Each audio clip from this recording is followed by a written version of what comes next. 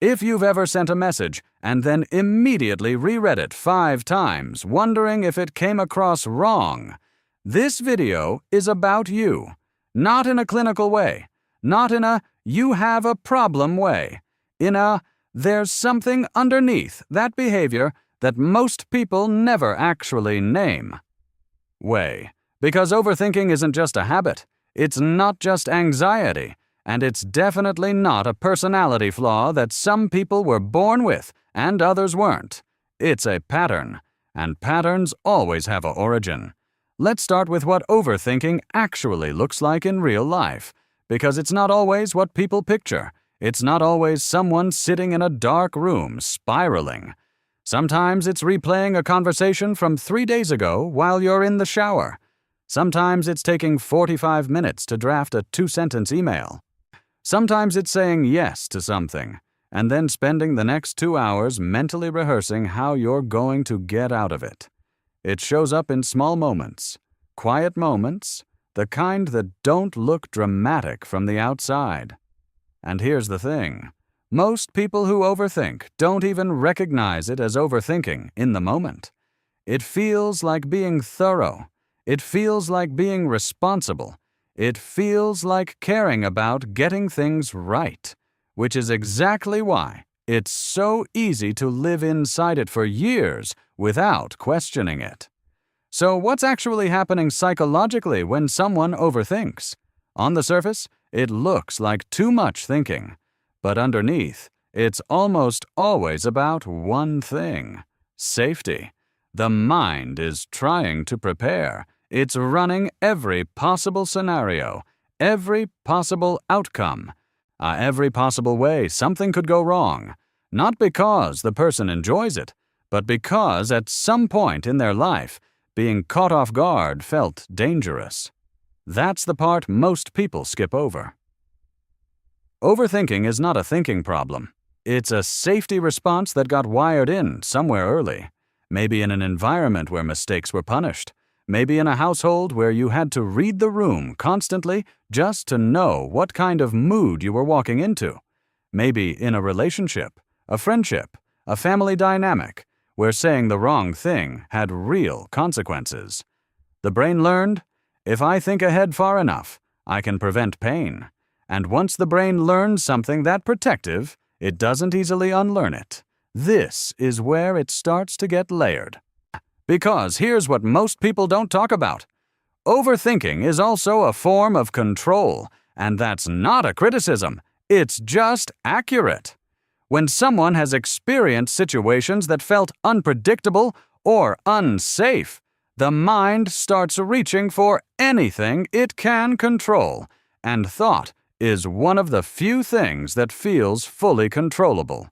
You can't always control what people do, what they say, how they respond, but you can control the mental preparation. You can run the simulation again. You can account for one more variable. It's why overthinkers often describe the feeling as being unable to stop. It's not that they don't want to. It's that stopping feels like exposure, like walking into something without armor, and the armor, at some point, became the thinking itself. Now, here's where it gets interesting. Because overthinking doesn't just affect how people plan or prepare. It shapes how they relate to other people. And this is the part that quietly changes everything. People who overthink tend to be acutely aware of how they're being perceived. They'll read tone in a text message. They'll notice when someone responds slower than usual. They'll catch a shift in body language that most people walk right past. That's not paranoia. That's attunement. And it developed for a reason. When you grow up in an environment where other people's emotional states directly affected your safety, whether physically, emotionally, or socially, you develop a very finely tuned sensor for other people's energy. You learn to read rooms. You learn to detect subtle shifts before they become problems. And the overthinking and the hyper-awareness almost always come as a package. And then there's the identity piece, which is the layer most people never reach. After years of living inside this pattern, the preparing, the pre-rehearsing, the monitoring, the replaying. It stops feeling like something you do and starts feeling like something you are. I'm just an overthinker. That's just how my brain works.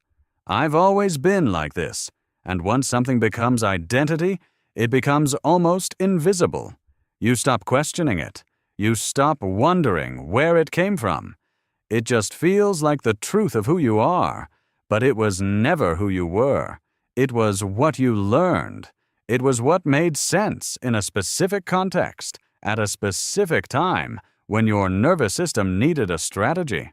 Did the person underneath the overthinking, the one who existed before the pattern had to form, that person was never broken.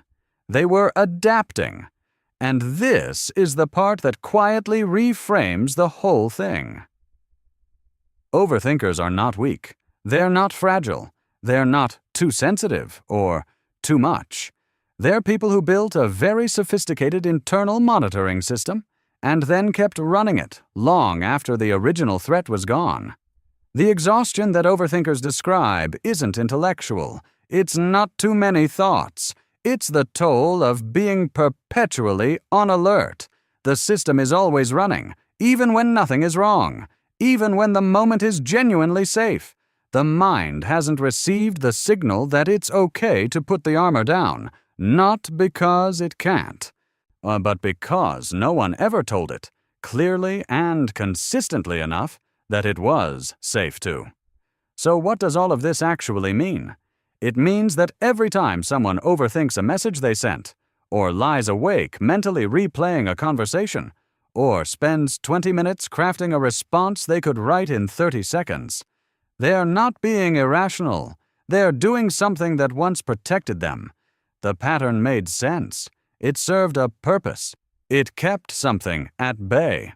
The only problem is that protection doesn't always know when the season has changed.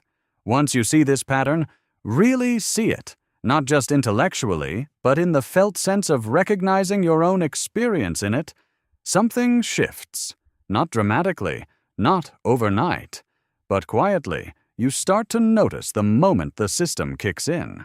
You start to recognize the feeling before the spiral, and just recognizing it, naming it, tracing it back, that alone creates a kind of distance that didn't exist before.